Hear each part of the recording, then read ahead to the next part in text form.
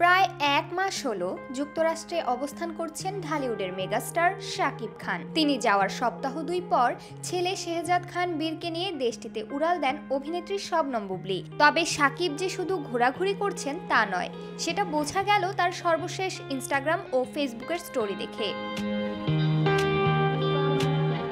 শুক্রবার তার ফেসবুক পেজের একটি স্টোরিতে শাকিব খান লিখেছেন, বড় পর্দার জন্য বড় বড় স্বপ্ন নিয়ে দিনের পর দিন ছোটাছুটি চলছে।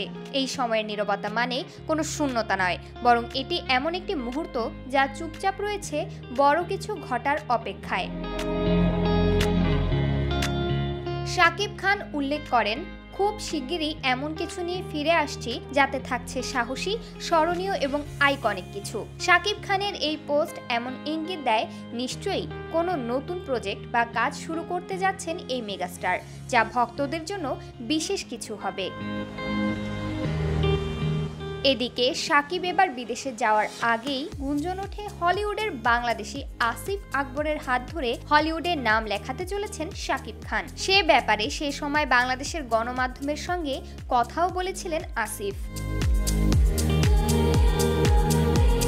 তাই শাকিবের স্টোরিতে স্মরণীয় এবং আইকনিক শব্দ দুটির উল্লেখ থাকায় অনেকে দুয়ে দুয়ে চার মেলাচ্ছেন যে শাকিবের হলিউডে অভিষেকের বিষয়টি তাহলে সত্যি হতে যাচ্ছে।